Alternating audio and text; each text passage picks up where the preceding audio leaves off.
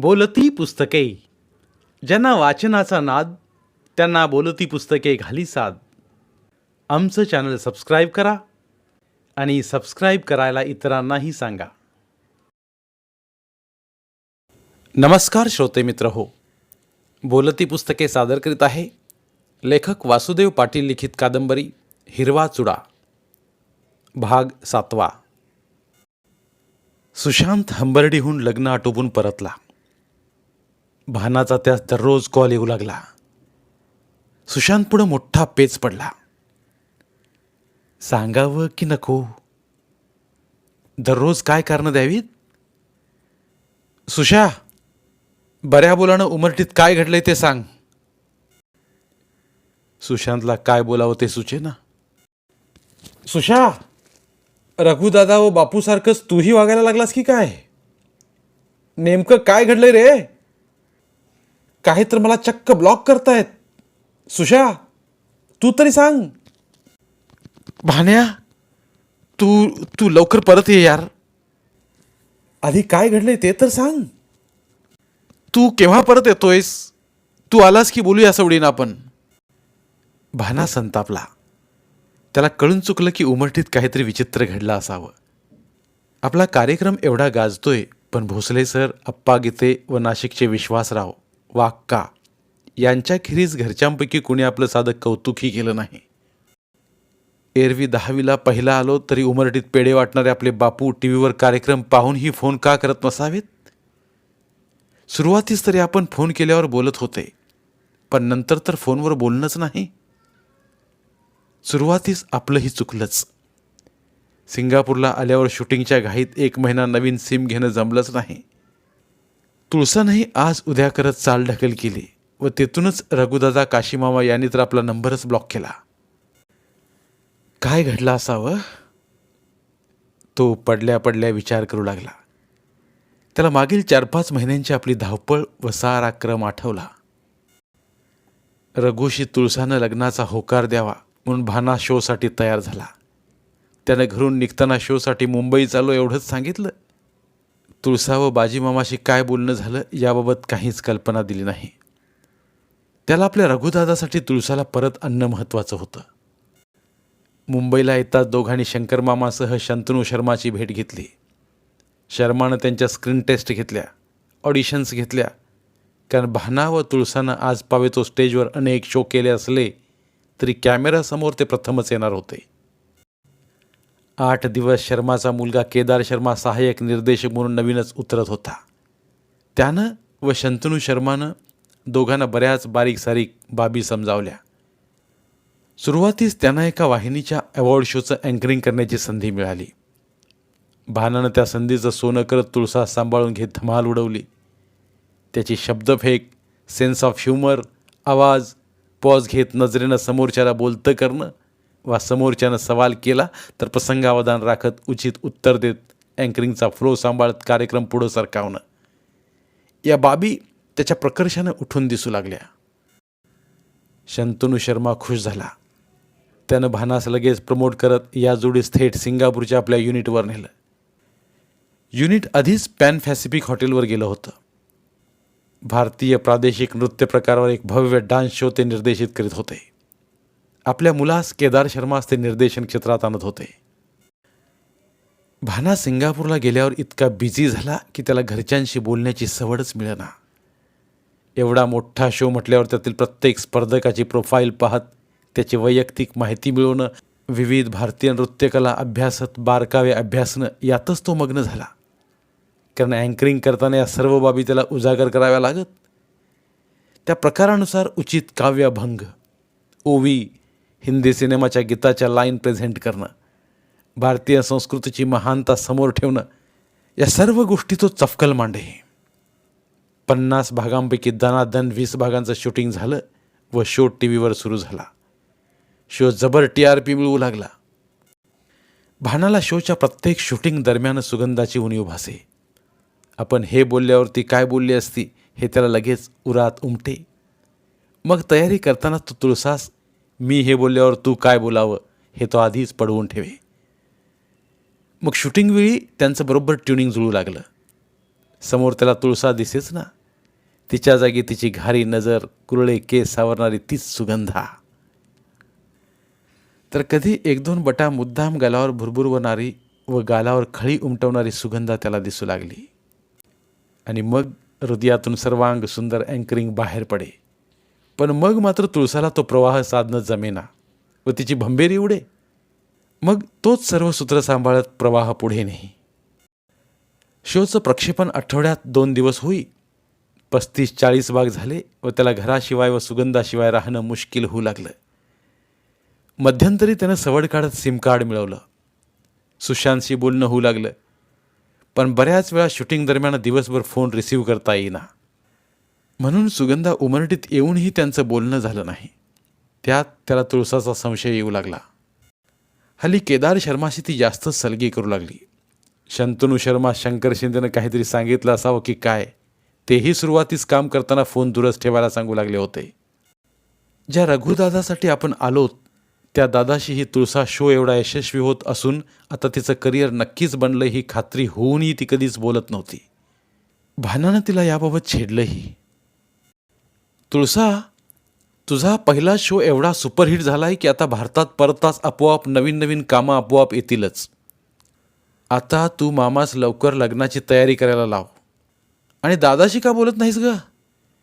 आमच्या दादांना तुझ्याकडून हे कळू दे. भाना, तुझा दादा शो पाहतच असेल ना? मग त्यानं फोन केला असता तर काय बिघडलं असतं रे? तुळसाचा हा प्रश्न तर त्यालाच आधी पडला होता. पण तरी बाजू सावरत तो म्हणाला, तुळसा, येताना तू व मामा यांनी नकार दिलाय दादाला म्हणून राग असेल ग. पण तू तरी राग काढ दादाचा. बोल माझ्यासमोर त्याच्याशी. भाना, मग तर तुझ्या दादास त्याच भ्रमात राहू दे. भारतात परतून एकदम सरप्राईज देईन. भारतात परतलो की लग्नाचंही तेव्हाच सांगू. भानाला सारं आठवलं. तो विचारगर्तेतून वर येत वॉशरूममध्ये जात फ्रेश झाला. त्यानं उठत खाली येत जेवण केलं व सुशांतला पुन्हा फोन लावला. पण सुशांतनं जे काही उडवाउडवी करीत सांगितलं व फोन कट केला यावरून त्याची धास्ती जास्तच वाढली. शोच्या शूटिंगचे काहीच भाग बाकी होते. त्यानं रात्री रूममध्ये परतल्यावर गडावर सुगंधानं दिला हिरवा चुडा बाहेर काढला. चुड्याची किनकिन ऐकताच त्याला प्रसन्न वाटू लागलं. सुगंधाचे हिरवा चुडा घातलेले हात त्याला दिसू लागले. त्याला गडावरचा तो पावसाळी दिवस आठवला. वादळी गार वारा, उन्हाळ धोधो बरसणारा पाऊस व ओली सुगंधा. त्याला खोलीत एकदम चिंब चिंब भिजलेली सुगंधा व चुड्याची किनकिन जाणवू लागली व बोल उठले. भाना, या कोऱ्या मनाची एक हौस आहे रे. कोणती सांग? माणसानं हौस फेडणाऱ्या आपल्या माणसासमोर मनातल्या लिप्सा लपवण्याचा मूर्खपणा करू नये. जन्माचा पश्चाताप सोसत सरणावर जाण्यापेक्षा मनाच्या सांधीतल्या इच्छा प्रकट कराव्यात. भाना महाराज, ही प्रवचनाची वेळ नाही हो. म्हणून तर विचारतोय. पुनवेचा चंद्र मेघाआड चिंब चिंब होत राहावा. चांदणी ही रजत प्रकाशात व पावसात चिंबत असावी.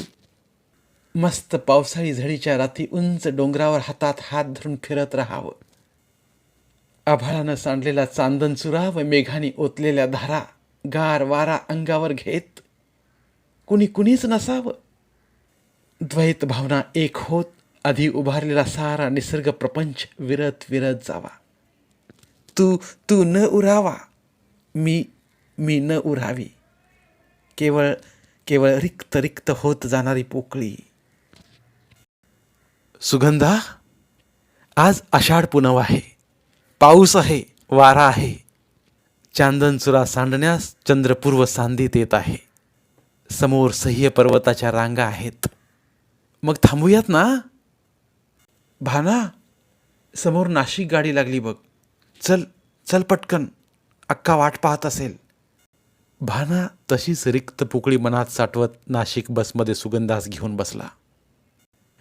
भानाच्या हातातून हिरवा चुडा खाली पडला व बिलोर छुन्न छुन्न आवाज करत रूममध्ये घणघळू लागले. भानावर येत उठत चुडा उचलू लागला व रिक्त पोकळीत सामावत निद्राधीन झाला. तुळसा आता केदार शर्माजवळ जास्त वेळ घालवू लागली. भानाला हे पाहून तळपायाची आग मस्तकात जाऊ लागली. पण तुळसाचं केदारजवळ जाणं हे केवळ ती भारतात परतल्यावर भाना नसला तरी केदारमार्फत काम मिळावं इतपत सीमित होतं. हे भानास कळे. पण तरी रघुदादासाठी आपण इथं आलो, शो केला, तर आता तुळसा व बाजीमामानं शब्दात जागावं. येण्याच्या 8 दिवस आधीच तुळसानं भानास दणका दिलाच. भाना, तुला काही कळलं का रे? काय? काल पप्पा सांगत होते. काय? भाना कान टवकारत पुन्हा जोरानं विचारता झाला. काशी काकाच्या त्या सुगंधानं कुठल्या तरी पाड्यावरच्या स्कूल मास्टराशी लग्न केलं म्हणे. कानाचे पडदे फाटले. अंगातल्या धमन्या शिरा तटातट तुटू लागल्या. मेंदूच्या तर ठिकऱ्या ठिकऱ्या झाल्या. डोळ्यात निखारे फुलून डोळे शिजत आहेत की काय? भानानं तुळसाच्या मुस्काटात छपाक दिशी लगावलीच. केस एका हातानं घट्ट पकडत, नवीन असलं काही बोललीस तर इथंच एका बुक्कीत गाडीन. तुळसा भानाचं रूप पाहून एकदम टरकलीच. तिला असलीच प्रतिक्रिया येईल हे माहीत होतं, पण तरी प्रतिक्रिया इतकी उग्र असेल हे माहीत नव्हतं. तरी ती लाले लाल व फरफर सुजणारा गाल सावरत, संतुलन तर अजून शाबूत आहे, शिंगा फुरून आपणास वेड्या भानाला न्यायचंय म्हणून पुन्हा धक्का दिलाच. भाण्या, लग्न तिनं केलं आणि मला का मारतोयस? यातला एकही शब्द खोटा असेल तर एका बुक्कीतच मरायलाही तयार आहे मी.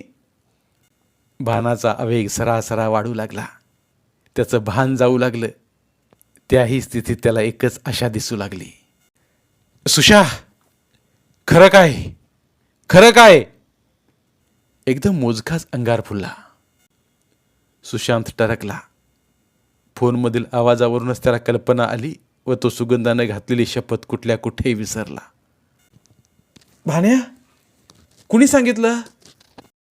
प्रश्नातच भानाची खात्री झाली व त्यानं मोबाईल समोरच्या भिंतीवर जोरात आपटला. तो खाली येत शंतनू शर्माकडे गेला. शर्मा साहेब, शूटिंग रद्द करा व मला आत्ताच्या आत्ता परतायचंय. परतण्याची तजवीज करा. भाना, शेवटचे सेमीफायनल व फायनलचे राऊंड राहिलेत. वेड लागलं का तुला? काही काय बरळतोय? शर्मा, सांगितलं ना. शर्मानं आपला एकेरी उल्लेख एका नवख्या कलाकाराच्या तोंडून ऐकला व लगेच ओळखले की काहीतरी जबर बिनसलंय. त्यानं भानास हो म्हणत शांत बसवलं. ते तुळसाला नेमकं काय घडलं हे विचारू लागले. त्यांना कळताच युवा महोत्सवातील सुगंधा त्यांना आठवली. प्रसंग एकदम बाका होता. या स्टेजला शूटिंग बंद करणं शक्यच नव्हतं. निर्मात्याचं करोडोंचं नुकसान होतंच, पण शोचं प्रक्षेपण हाही मुद्दा होता. त्याने प्रेमानं भानास समजावलं, पण भानानं अशा काही नजरेतून पाहिलं की शर्मा तत फप करू लागले. शर्मानं तुळसाला सांगत भानास विनवायला लावलं. सरजी, तुम्ही ॲग्रीमेंट केलंय तर शो मध्येच असा सोडू शकत नाही अशी धमकी द्या त्याला. यस बाबा, तुम्ही त्याला तंबी द्या. कसा शो सोडतोय मध्येच? तुम्ही मूर्ख आहात. तंबी देऊन आपण त्याला रोखूही शकू, पण त्याच्यातल्या कलाकारास नाही रोखू शकत. आणि आता सेमीफायनलला त्याच्यातला कलाकार तर हवाय मला. शर्मानं विचार केला. आपले शूट होऊन तयार असले भाग अजून 3 आठवडे चालतील. तो पावे तो आपणास अवकाश आहे. तो पावे तो भाना सावरेल. राहिला प्रश्न भारतात परतल्यावर लोकेशनचा, तर काहीतरी देशाभिमानाचा फंडा वापरत भारतात फायनल अशी जाहिरात करत तिथं शूटिंग करू व इथला खर्चही वाचवू. शो लोकप्रियतेच्या कळसावर पोचला आहे. तो कुठे शूट झालाय या गोष्टी आता मायने नाही राखत. शर्मानं सारं युनिट भारतात आणलं. तुळसाला आपण 8 दिवस आधीच सांगण्याची घाई केली याचा पश्चाताप झाला. ती जळगावलाच थांबली. भाना तातडीनं उमरठीला परतला. भानाला घरी पाहताच बापू मावशी त्याच्याकडे विखारी नजरेनं पाहू लागले. का का का असं वागलास?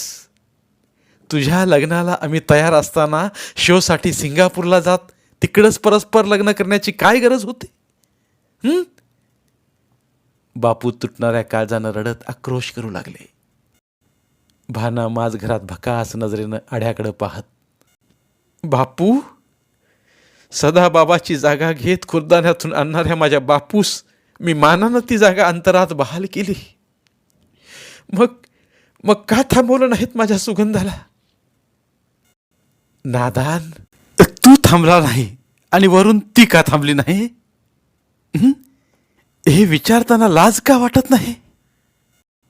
नुसती आग पाखड तीळ तीळ तुटणं बराच वेळ होत राहिलं.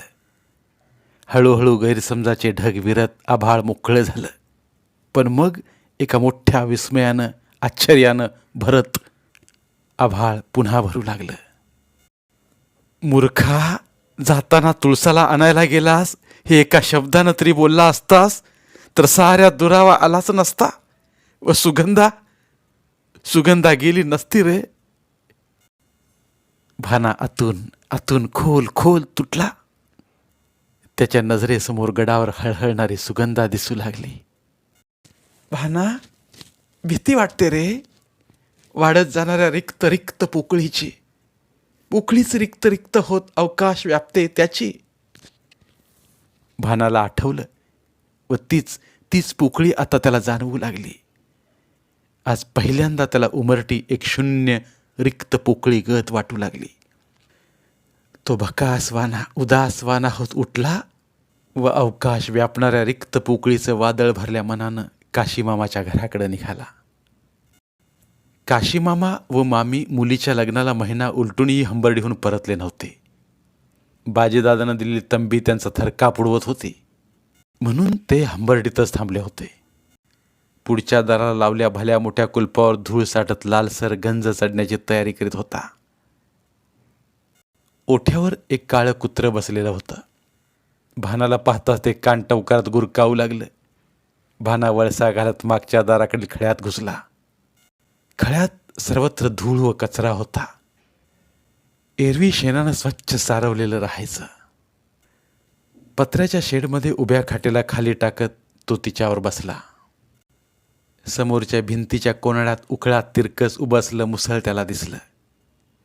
त्याच्या डोळ्यास धारा लागल्या. नजरेच्या पाऱ्यात धुरकटता मातली. तो तसाच उठला व त्यानं मुसळ हातात घेतलं व खाटेवर बसला. त्यानं स्वतःच्या हातानं आपल्याच पायावर दान दान मुसळ मारायला सुरुवात केली.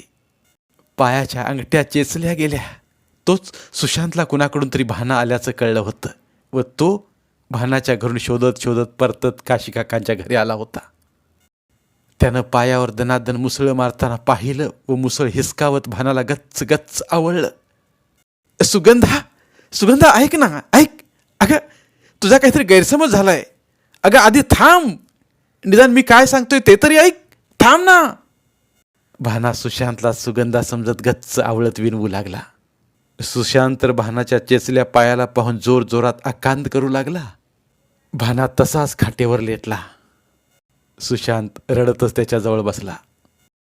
भानास बाबा समजत आपल्यावर झोपलेली सुगंधा दिसू लागली. तोच तिचा पहाट भरला त्यावेळचा गंधाळ सुगंध दरवळू लागला. त्याचवेळी सुशांत त्याला घरी नेण्यासाठी उठवत होता. भानानं सुगंधा समजून सुशांतलाच दूर लोटलं. भानाला मंजा मावशीसारखं सुगंधाचं वेड लागलं की काय म्हणून सुशांत घाबरला. सुगंधा म्हणून त्याला दूर लोटणाऱ्या भानास सुशांतनं कानात जोरानं खाडदेशी वाजवली. भान्या, शुद्धीवर ये. तो रडतच म्हणाला. भानाचा आवेग शांत होईना. बापू, मावशी, आई सारे आले. सुशांतच्या मत्तीनं भानास घरी नेलं. 8-10 दिवसात घरच्यांना सारं उलगडलं. भानाचं तुळशीशी लग्न ही बाजीनं उठवलेली हूल होती. भाना रघुदादाशी तुळशीचं लग्न व्हावं म्हणूनच शोसाठी फक्त गेला होता. बापू व अंजा मावशीस स्वतःचीच लाज वाटू लागली. बापू तोरणमाळला जात रघुला सारं सांगितलं. तेथेच सत्यम लोखंडे सोबत राहणाऱ्या सुगंधालाही बापू भेटले व तिलाही सारं सांगितलं. रघुनं तुळसा उमरटीला नाही ही खात्री केल्यावर तो आपल्या उद्ध्वस्त झाल्या भानास भेटायला आला. पण रघुला लहान्या भानासमोर मान वर करायची देखील लाज वाटू लागली. दादा, तुझ्या महिनेला आणायला गेलो तर माझीच महिना गमावून बसलो. भकास उजाड वेदनेनं भाना बोलला आणि रघूच्या काळजात कढत तेलाच्या घागरीच्या घागरी उपड्या होऊ लागल्या. एक भाना आपल्यासाठी काय करतो आणि एक आपण. त्याच्या माघारी सुगंधाला रोखू नाही शकलो आपण. केवळ केवळ रित्या हातात न व्यापली जाणारी पोकळी. भानाच्या नावानं जगदंबेच्या साक्षीनं चुडा भरणाऱ्या सुगंधाचं काय. ललाटी मळवट कुणाचा तर हातात हिरवा चुडा कुणाचा. साराच गुंथन काला. हे महिषासूर मर्दिनी, तूच काही मार्ग दाखव आता. तूच काही मार्ग दाखव. धन्यवाद. उर्वरित कादंबरी पुढील भागात. मराठीतील प्रतिभावंत लेखकांचं साहित्य, कथा, कादंबऱ्या ऐकण्यासाठी आमचं बोलती पुस्तके हे चॅनल सबस्क्राईब करा आणि मराठी साहित्याचा प्रसार करण्यासाठी प्रत्येक मराठी माणसाला सबस्क्राईब करण्यासाठी आवाहन करा आणि बोलती पुस्तके या साहित्य चळवळीत सहभागी व्हा. आपले पुन्हा एकदा धन्यवाद.